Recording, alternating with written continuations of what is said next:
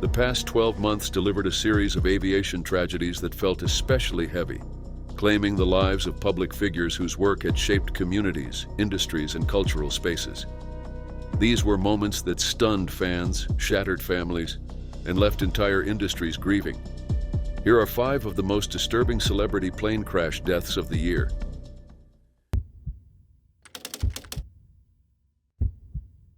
What began as a routine afternoon flight for Grammy-winning songwriter Brett James would soon take a devastating turn that left both investigators and fans searching for answers. Known for his quiet discipline, creative range, and decades of influence in Nashville, he spent his life crafting songs that resonated with millions. On September 18, 2025, he, his wife Melody Carroll, and her daughter Meryl Maxwell Wilson set out on what should have been an ordinary flight from Tennessee to North Carolina. But fate had other plans. Brett, born Brett James Cornelius on June 5, 1968, in Columbia, Missouri, grew up in a family that valued both education and personal ambition. After high school, Brett attended Baylor University, receiving a guitar as a Christmas gift that would quietly redirect his life. Although he later entered medical school at the University of Oklahoma, the pull of music proved stronger. Inspired by a Steve Wariner concert, he left medical school to pursue songwriting full-time. It was his work behind the scenes that defined his legacy. He wrote hits for major artists across country and pop genres, including Carrie Underwood's Jesus Take the Wheel, a song that earned him a Grammy Award and secured his reputation as one of Nashville's most skilled writers. His compositions produced #1 hits for Jessica Andrews, Martina McBride, Kenny Chesney, Rodney Atkins, Jason Aldean, and others. By 2025, he had accumulated more than 500 writing credits, 26 of them reaching #1. In 2020, he was inducted into the Nashville Songwriters Hall of Fame. In his personal life, Brett was a husband and father. He had 4 children with his first wife, Sandra Cornelius Little. In 2021, he married Melody Carroll, whose daughter, Meryl, became part of their blended family. Just days before the crash, the family had celebrated Meryl's 28th birthday, a milestone she paired with marking 142 days of sobriety. On the afternoon of September 18, 2025, Brett piloted his Cirrus SR-22T aircraft after departing John C. Toon Airport in Nashville. Melody and Meryl accompanied him for the trip to Franklin, North Carolina. At 2:48 p.m., as the plane approached Macon County Airport, Brett requested a visual approach and reported that he planned to complete a 360-degree turn before lining up with the runway. Flight data indicated the aircraft was at 6,800 feet at that time. No further transmissions were received from him after this single communication. The preliminary report from the National Transportation Safety Board revealed a troubling sequence of events during the descent. As the aircraft entered its left turn, it began rocking side to side, signaling difficulty maintaining control. Surveillance cameras captured the plane flying unusually low, descending in a tightening spiral as witnesses watched from the nearby area. Some saw the aircraft pass over the playground of Yotla Valley Elementary School, its altitude dropping rapidly as the instability worsened. Moments later, the plane rolled partially inverted, disappeared behind a line of trees, and crashed into an open field roughly a quarter mile from the airport. Authorities later confirmed that no students or staff were harmed. All 3 people aboard, Brett, Melody, and Meryl, were killed in the impact. Early investigative findings reported no signs of engine failure, suggesting that the fatal loss of control occurred during the turning maneuver in the approach pattern. The aircraft was recovered for further examination as both the FAA and the NTSB opened full investigations. The aftermath of the crash rippled widely through the music community. Prominent artists including Carrie Underwood, Jason Aldean, Dierks Bentley, Sarah Evans, and Josh Grayson shared tributes, describing Brett as a creative force, a generous collaborator, and a man whose influence extended far beyond the songs he wrote. Organizations such as ASCAP, the Nashville Songwriters Association International, and the Nashville Songwriters Hall of Fame mourned his death as a profound loss to the industry. The tragedy ended the life of a songwriter whose work shaped a generation of country music, a husband and father whose family was central to his world, and a pilot whose final flight became one of the year's most heartbreaking and widely discussed aviation disasters. Evgenia Shishkova and Vadim Naumov, a world-famous married pair of ice skaters, had built a life defined by discipline and achievement. they were defined by precision, strength, and artistry. Yet as they returned from a week spent guiding young athletes through a major development camp, their journey ended in one of the most devastating plane crash tragedies of the year. Evgenia, 52, and Vadim, 55, had been central figures in figure skating for decades. Both born and trained in Russia, their partnership began in 1985 after Vadim's original skating partner fell ill. They quickly established a deep professional chemistry, and by 1987 they were competing internationally as a pair. Their rise was steady and relentless. Through the early 1990s, Evgenia and Vadim delivered top 5 finishes at major events. Their skill earned them silver and bronze medals at the European Championships, and after securing bronze at the 1993 World Championships in Prague, they reached the pinnacle of their career by winning the 1994 World Figure Skating Championships in Chiba, Japan. They married the following year, uniting their personal and professional lives. After failing to qualify for the 1998 Russian Olympic team, they retired from competition and transitioned into coaching. That same year, they moved to Simsbury, Connecticut, joining the International Skating Center and beginning a long career nurturing young skaters in the United States. Their reputation grew steadily. Students and colleagues described them as devoted, demanding, and deeply invested in every athlete they trained. Their son Maxim, born in 2001, followed in their footsteps, progressing through the U.S. skating system and earning notable success, including a 4th-place finish at the 2025 U.S. Championships in Wichita just days before the crash. On January 29, 2025, Evgenia and Vadim boarded American Airlines Flight 5342, a Bombardier CRJ-700 operating from Wichita to Washington, D.C.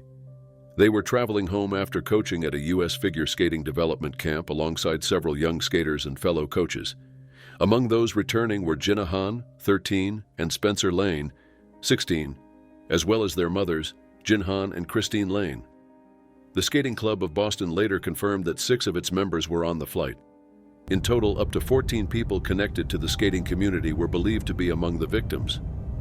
At 8:47 p.m., as Flight 5342 approached Ronald Reagan Washington National Airport, it collided with a U.S. Army UH-60 Black Hawk helicopter over the Potomac River.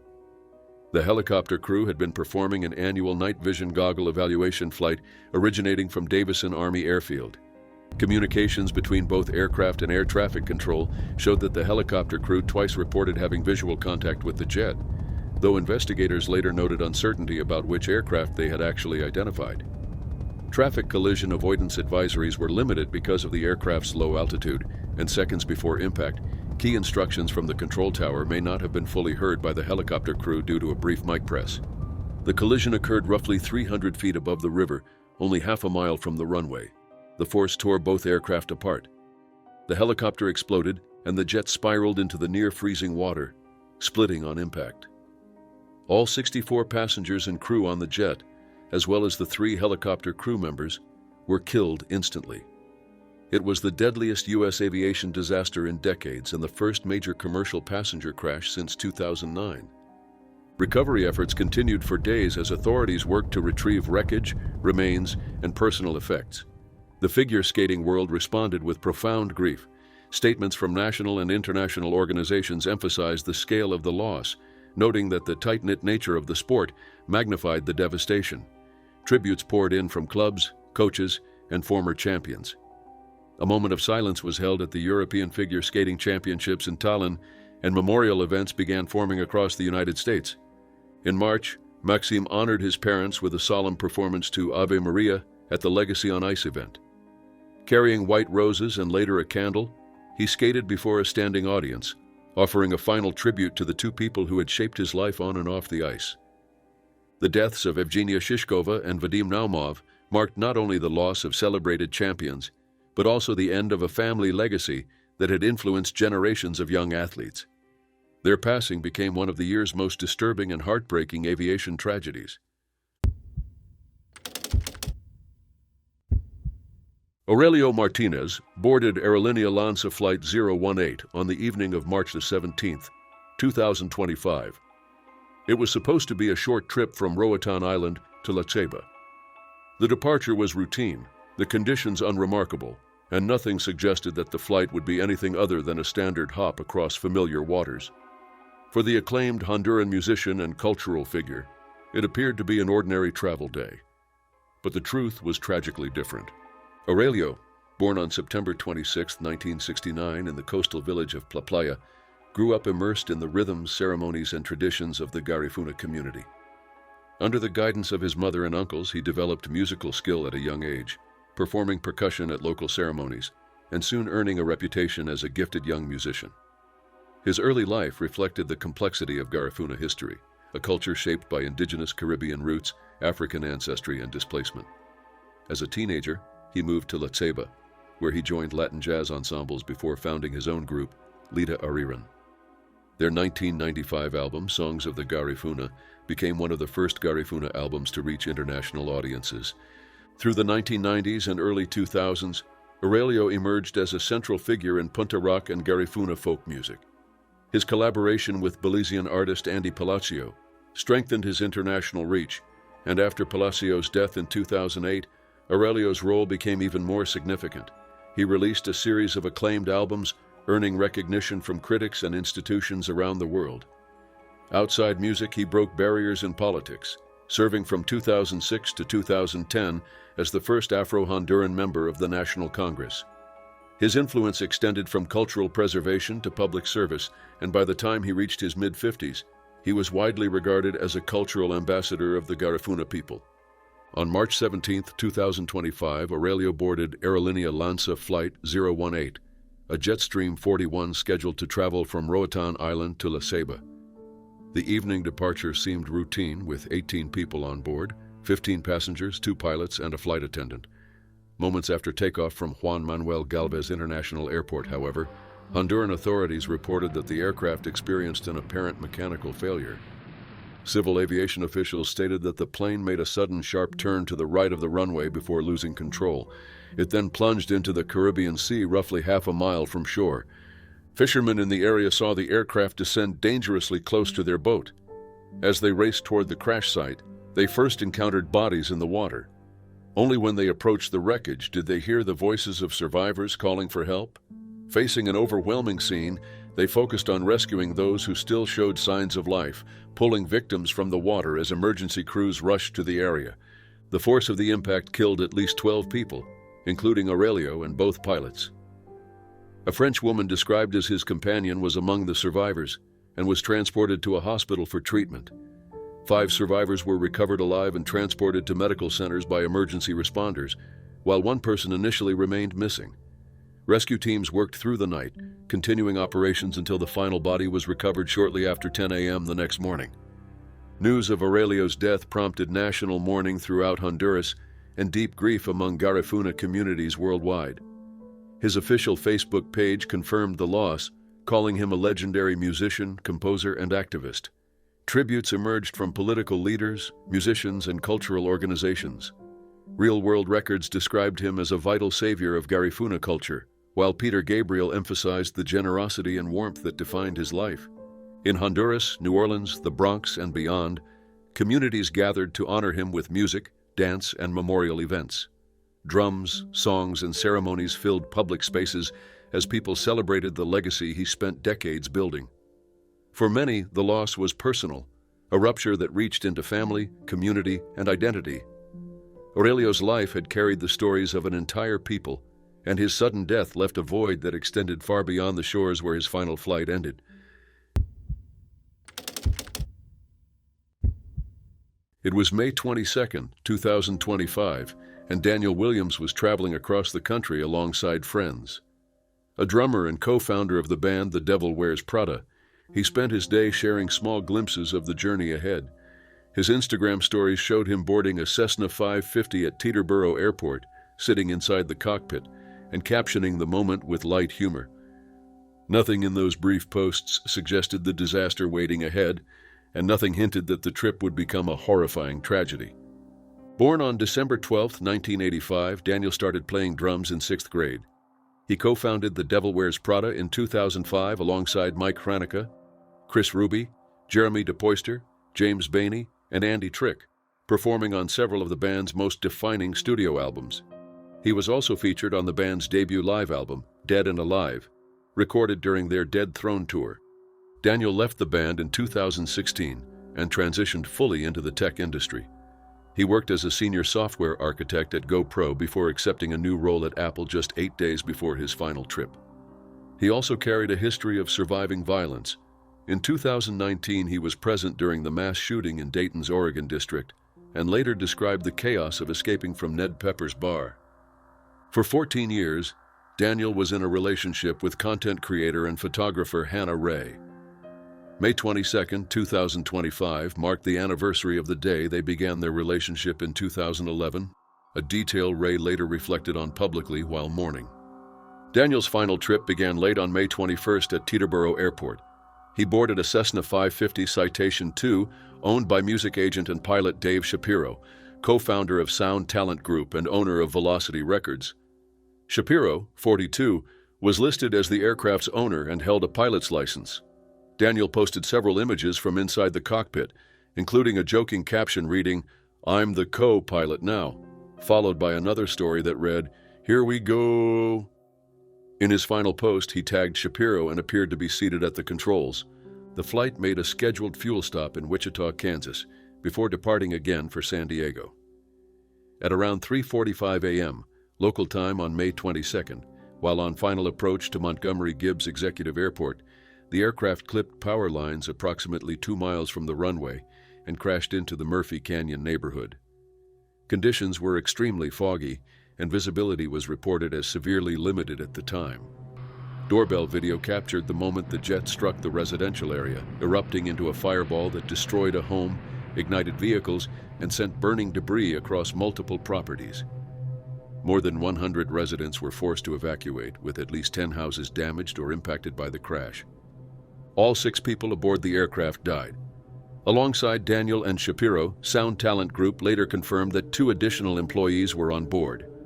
Other victims were identified by local authorities as Emma L. Huke, Selena Marie Rose Kenyon, Kendall Fortner, and Dominic Damian. No one on the ground was killed, though several residents sustained injuries ranging from smoke inhalation to minor wounds caused during evacuation attempts. The FAA and NTSB launched a full investigation into the cause of the crash, and recovery efforts continued for days as authorities assessed the damage. Tributes poured in from the music community, including a message from The Devil Wears Prada that read simply, "No words. We owe you everything. Love you forever." For fans, colleagues, and loved ones, Daniel's death marked the sudden end of a life defined by creativity, resilience, and a deep connection to the people around him.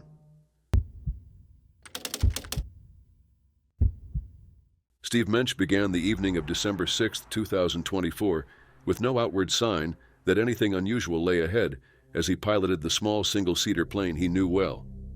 At 62, he was a highly respected figure in the entertainment industry, widely regarded as one of the most influential executives in Georgia's film and television production community.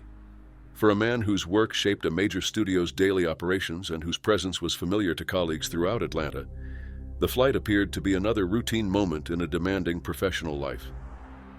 A longtime industry leader, Steve served as the president and general manager of studio operations at Tyler Perry Studios, where he was responsible for overseeing a sprawling production campus in Atlanta. His career there began in 2016, and during his tenure he helped guide the studio's transition from Greenbrier, Georgia, to the historic Fort McPherson site, a 330-acre property converted into one of the largest film and television production complexes in the United States. The studio eventually featured 12 purpose-built sound stages, expansive backlot areas, and large sections of green space. Steve managed the day-to-day operations and was a central figure in coordinating strategic planning, budgeting, growth initiatives, and production logistics. His influence extended beyond the lot itself. He served on the board of governors of the Georgia Chamber of Commerce, chaired the Georgia Screen Entertainment Coalition, and participated in multiple arts organizations in the state. Prior to his leadership at Tyler Perry Studios, he held senior roles at Third Rail Studios and Turner Broadcasting, where he was involved in operations, technology design, and production partnerships. On the night of December 6, 2024, the Florida Highway Patrol received reports shortly after 8 p.m. of an aircraft down in Homosassa, Florida. Responding units found the single-engine Vans RV-12 on West White Dogwood Drive near the intersection of US 98. The plane had struck the roadway with significant force, and Steve Mensch, who was the sole occupant and pilot, was pronounced dead at the scene. The fixed-wing aircraft had gone down suddenly, and while eyewitnesses reported seeing it in distress moments before impact, details of the final seconds remain limited. There were no additional casualties. Both the Federal Aviation Administration and the National Transportation Safety Board opened investigations, with the NTSB preparing to document the wreckage and produce a preliminary report in the following weeks. The cause of the crash has not yet been determined. News of Steve's death spread quickly through Atlanta's entertainment and business communities. Tyler Perry Studios released a statement expressing deep grief, calling him a cherished member of the company and noting how difficult it was to imagine the halls of the studio without his familiar presence and constant smile. Tyler Perry himself described the loss as devastating, recalling Steve's pride in aviation and his commitment to the plane he piloted. Leaders across Georgia echoed similar sentiments. Atlanta Mayor Andre Dickens praised him as an instrumental force in elevating the city as a global production hub, while colleagues emphasized his generosity, warmth, and willingness to support others. Georgia Governor Brian Kemp also honored him publicly, calling him a good man whose achievements strengthened the state's film industry and expanded opportunities for its residents. Steve's death leaves a significant void in a community he helped shape for nearly a decade. He is survived by his wife and 3 children, and tributes from colleagues, friends, and state leaders highlight the lasting impact of his leadership and character. Among the many high-profile tragedies of the year, his stands out as one of the most disturbing celebrity plane crash deaths, marking a sudden end to a career defined by dedication, innovation, and service to an entire industry.